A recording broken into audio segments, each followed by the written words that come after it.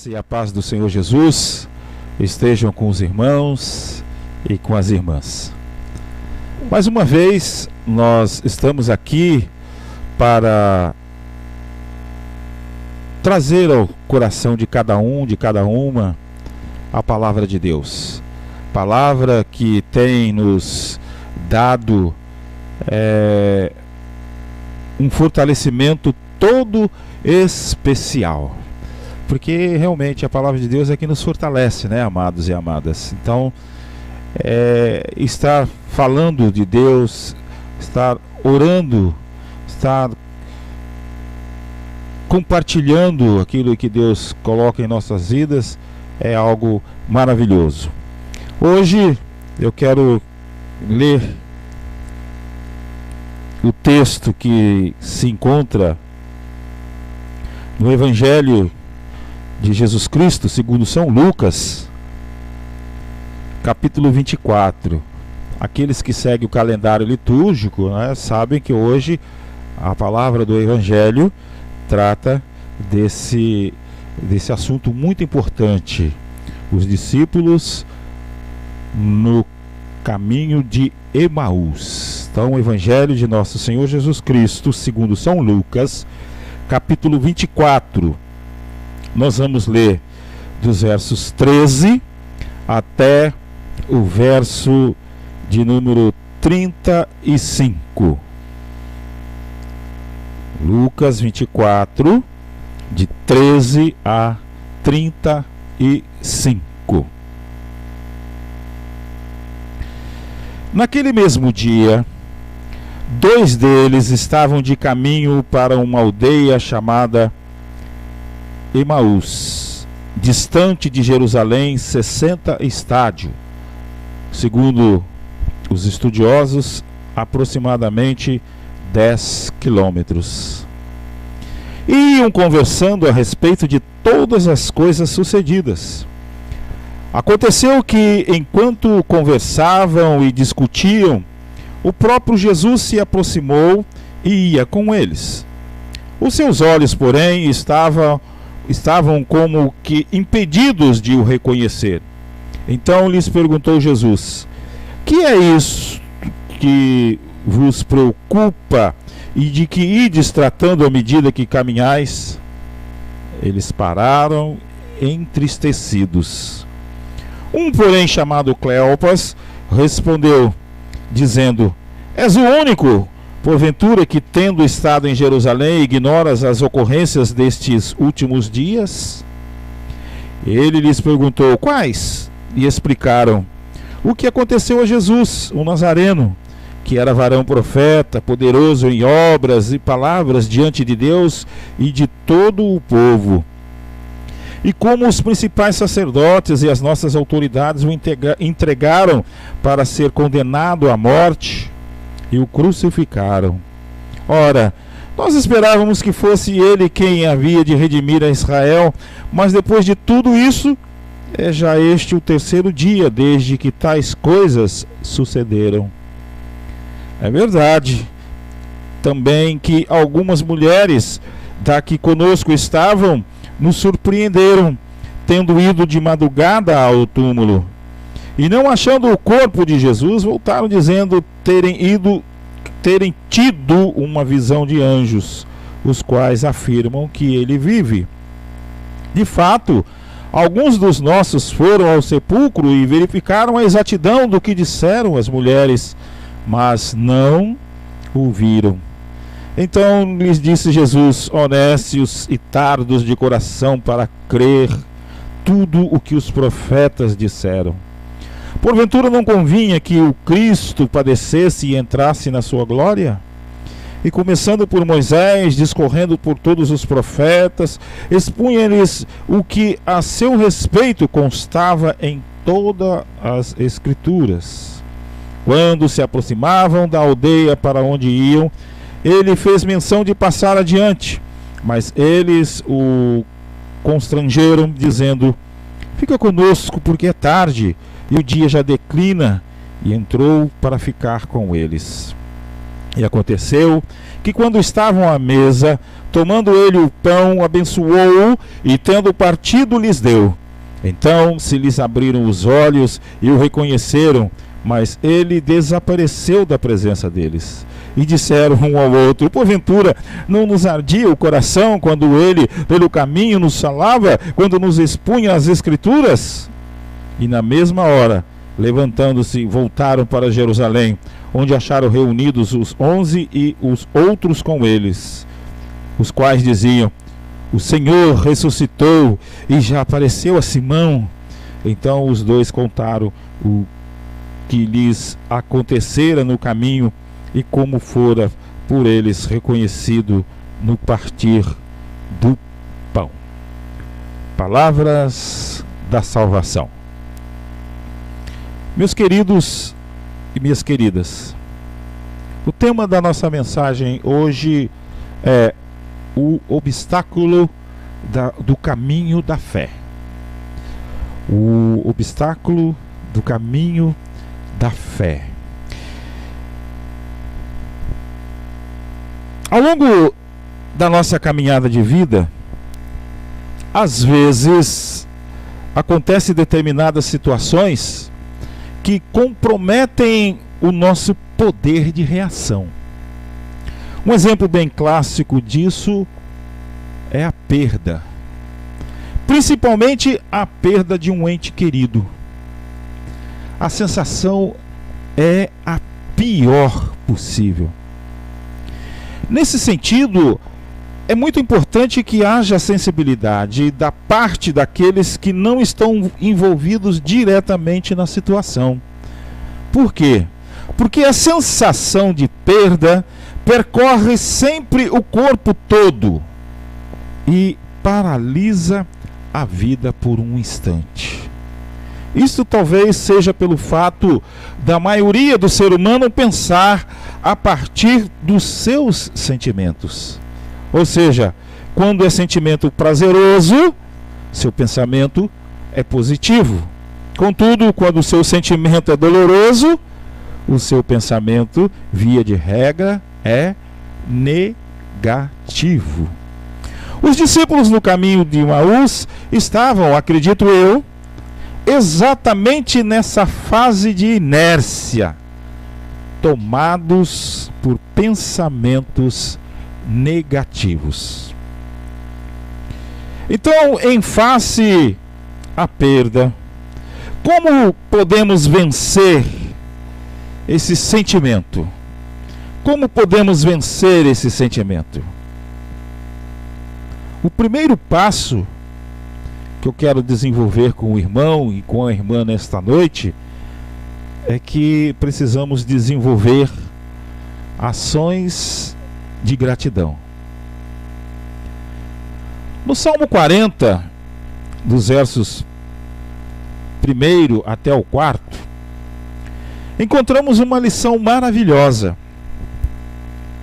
Davi relatando que havia depositado toda a sua esperança no Senhor, e que ele havia se inclinado e ouvido o seu clamor.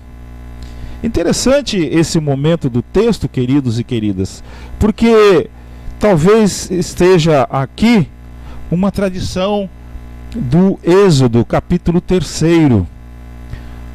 Deus viu a aflição do seu povo, ouviu o clamor e desceu para livrá-lo. Davi, ao longo do seu reinado, foi cercado por muitas pessoas, algumas amigas e a grande maioria inimigas. A sua situação era delicada. Trazendo para um linguajar dos dias assim, a gente pode dizer que Davi matava um leão por dia. Por isso, o rei clama. E segundo o relato, Deus tirou-o do fosso fatal, do charco lamacento, isto é, das calamidades, bem como dos perigos mortais. Deus restabeleceu a segurança do rei Davi. Ele declara: assentou meus pés sobre uma rocha e orientou os meus passos. Essa ação de Deus talvez tenha sido para provocar uma reação em Davi, no que diz respeito a ele se livrar do sentimento negativo que estava se apoderando dele. Ele estava enxergando o inimigo maior do que era. Outro detalhe bem interessante que merece uma atenção especial é que esse ato de Deus teve o reconhecimento da parte de Davi, porque Deus fez tudo novo. Deus restabeleceu até o caráter do rei, tanto que ele fez questão de passar isso adiante. E olha que coisa linda, ele fala assim: que muitos possam compreender o que me aconteceu e venham adquirir confiança e temor no Senhor. Caso você, meu querido, minha querida, esteja nas mesmas condições de Davi, faça o mesmo.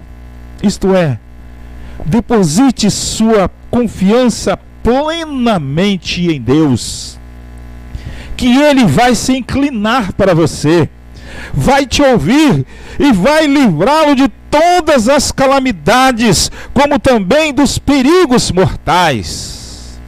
E quando Deus te atender, não se esqueça de uma coisa: de passar a bênção adiante, pois o caminho do agradecimento sempre nos leva ao encontro da vida. Então, quando você estiver com um obstáculo, pense que você tem que ter um coração grato a Deus. Mas existe também uma coisa interessante, que é o caminho da vida. O caminho da vida é um caminho que passa pelas escolhas. Alguém disse certa vez que somos responsáveis pelas escolhas e que a responsabilidade de escolher é, portanto, um fator essencial ao ser humano. Que Deus nos deu uma vida para administrar, com escolhas para serem feitas, isso é verdade. Que o que cabe a nós decidir, Deus não fará em nosso lugar, também é verdade. Em Deuteronômio 30, versículo 19, nós encontramos o seguinte: Deuteronômio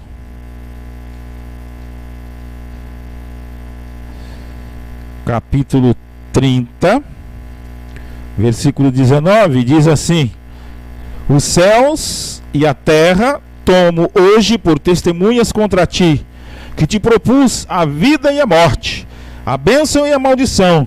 Escolhe, pois, a vida, para que vivas tu e a tua descendência. Como saber?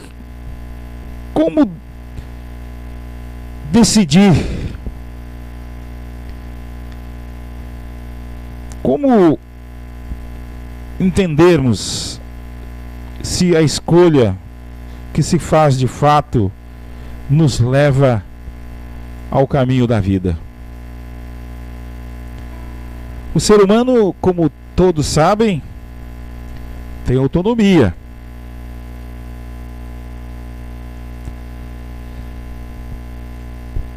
Eu tenho o meu papel como esposo. A minha esposa tem também o seu papel. Os nossos filhos têm também os seus papéis. Cada um tem uma autonomia. Mas essa autonomia, ela não é uma autonomia total.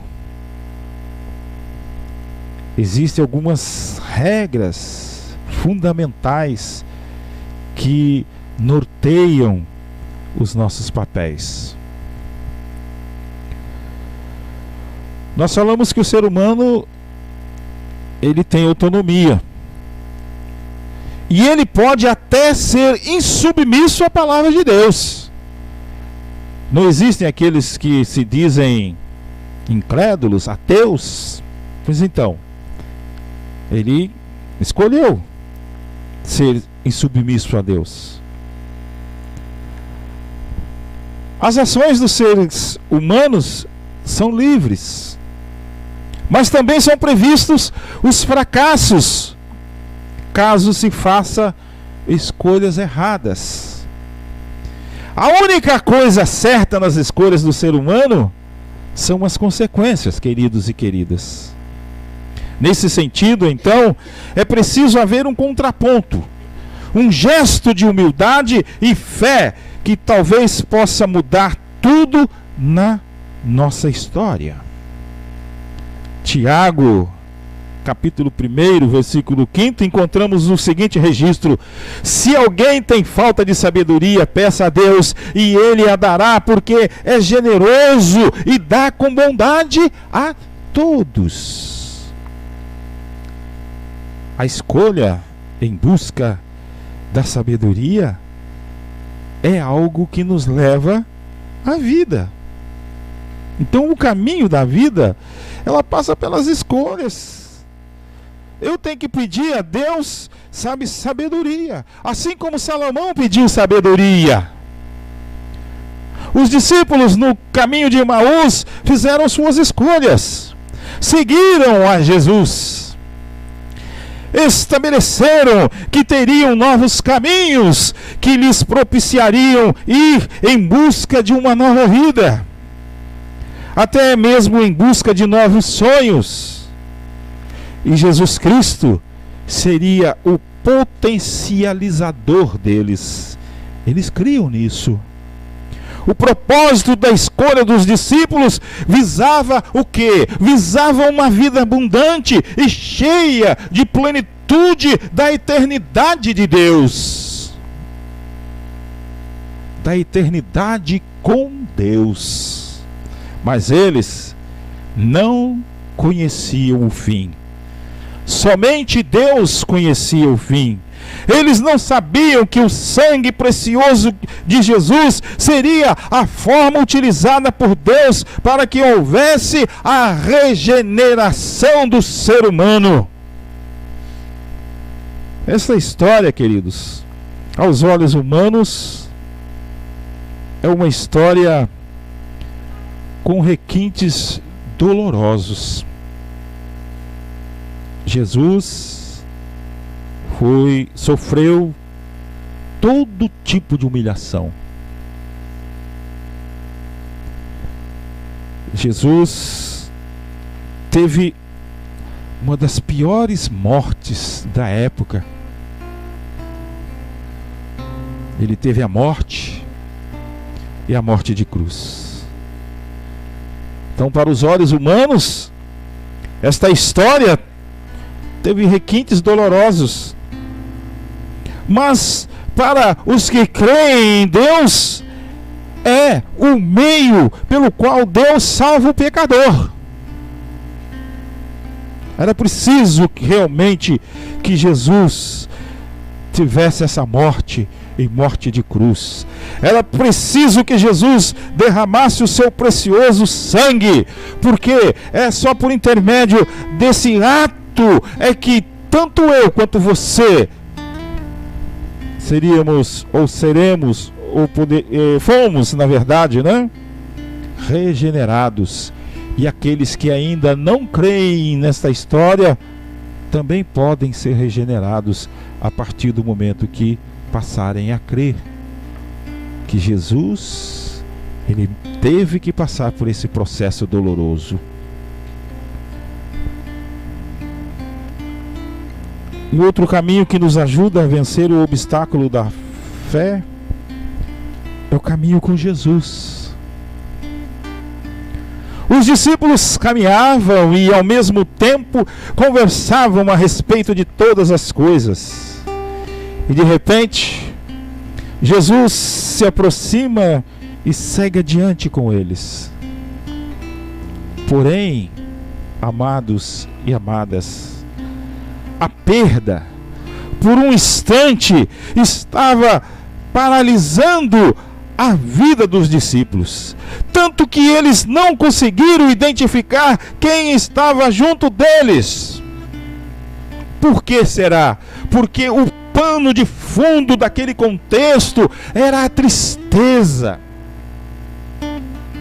O profeta, o Messias, aquele que transmitia lições maravilhosas, aquele que transmitia ensinamentos, já não estava mais com Jesus.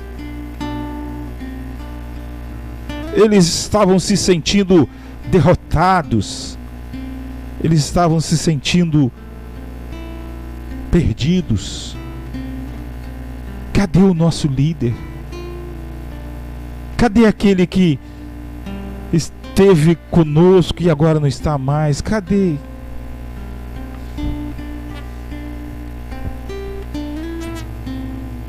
Mas a insistência de Jesus fez com que os discípulos expusessem o ocorrido nos últimos dias. E o fato deles exporem o ocorrido nos últimos dias abriu a oportunidade para que Jesus falasse com os discípulos. E Jesus então passa a exortá-los, não a chamar-lhes a atenção, mas passa a educá-los, passa a ensinar-lhes pedagogicamente. Como vocês demoram a entender e a crer em tudo o que os profetas disseram? Pois era preciso que o Messias sofresse e assim recebesse de Deus toda a glória.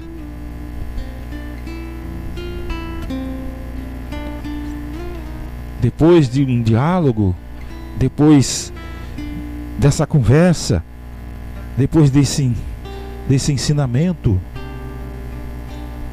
eles chegaram num determinado lugar e eles perceberam que Jesus ia adiante e eles pediram para que Jesus ficasse com eles.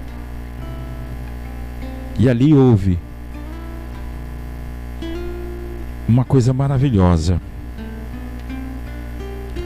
A mensagem do Evangelho voltou a ser ouvida e a pessoa de Cristo passou a ser vista pelos seus discípulos. Então nós podemos dizer que para os dias de hoje, que a mensagem do Evangelho tem a capacidade de fazer mudanças significativas na vida do ser humano, assim como fez mudanças significativas na vida daqueles homens que estavam no caminho de Emaús. A mensagem do Evangelho pode fazer mudança na sua vida.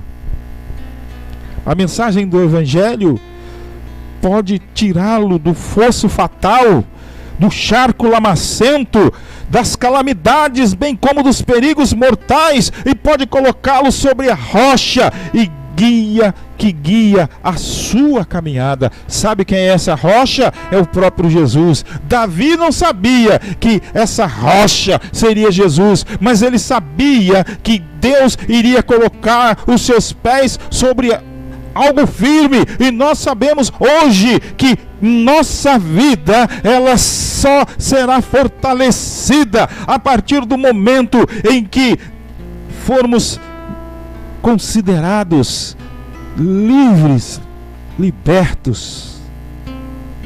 E sabe quem pode fazer isto? Jesus.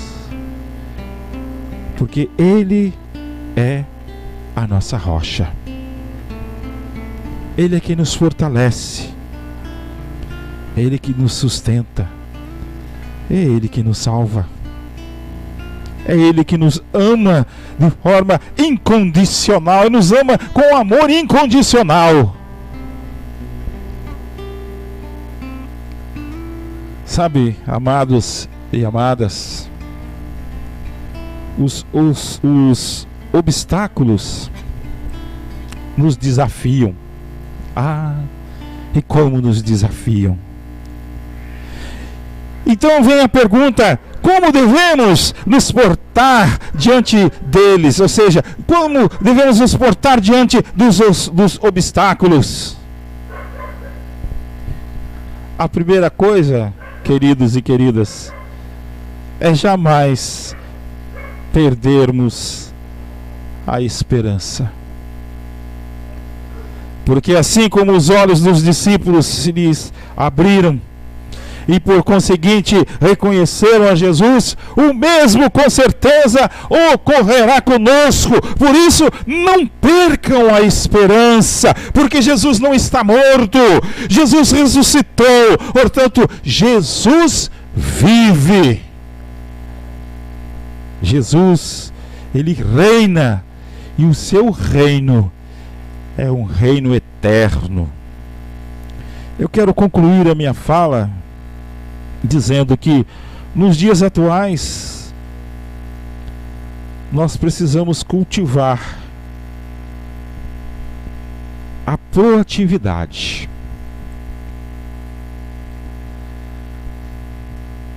A proatividade nas crianças, nos adolescentes, nos jovens. É preciso que construamos e ao mesmo tempo possamos vislumbrar as possibilidades para ultrapassarmos os obstáculos do caminho da fé. Por quê? Porque isto nos faz fazermos boas escolhas e, sobretudo, nos faz caminhar sempre com Jesus. Alguém certa vez disse que, como povo de Deus, jamais podemos nos desesperar com a humanidade, pois nós somos seres humanos, e como seres humanos somos a soma das coisas que temos. Sem elas, quem somos? Sem Jesus, quem somos? Eu quero neste momento orar por você. Baixe as suas frontes e vamos conversar com aquele que tira todos os obstáculos da nossa vida, que é o Senhor Jesus. Deus,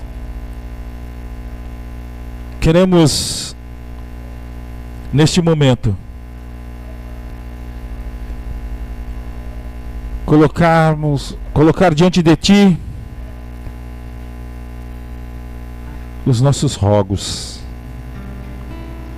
Queremos colocar diante de Ti as nossas súplicas. Queremos colocar, ó Deus, diante de Ti todas as nossas necessidades. Tu sabes o que se passa no interior de cada um de nós. Tu sabes o que se passa no interior de cada um, porque Tu nos formaste de forma maravilhosa, de forma assombrosa. Antes mesmo de imaginarmos alguma coisa, de pensarmos algo, Tu já sabes o que queremos. Por isso, Senhor, nós Te pedimos, Coloque-nos, ó Pai, em um lugar firme. Coloque-nos, ó Deus, em um lugar sólido. Retira, ó Deus, os nossos pés do caminho da morte. E coloque, ó Deus, os nossos pés no caminho da vida. E nós sabemos que esse caminho da vida é Jesus Cristo, porque Ele se declara: eu sou a vida. E portanto, Senhor, ajuda-nos a convivermos cada vez mais, a nos fortalecermos cada vez mais nesse caminho da vida, nesse caminho da verdade,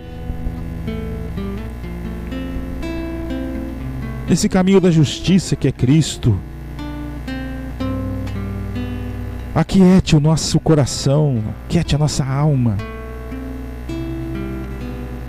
E que se há algum sentimento doloroso, se há algum sentimento negativo em nós, que Tu possas, em nome de Jesus, eliminar, Senhor, retirar, Senhor, para que possamos acreditar cada vez mais que as coisas que nós passamos, elas não são maiores do que o que Tu tens preparado para nós, Senhor, que é a paz, que é a graça, que é o amor, que é a misericórdia. Ó Deus, obrigado, Senhor, porque nós temos esse privilégio de podermos viver assim. E por isso, Senhor, nós pedimos: fortaleça-nos, cuide de nós,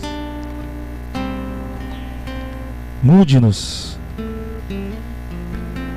santifica-nos, ó Pai, em nome de Jesus. Amém. Amém.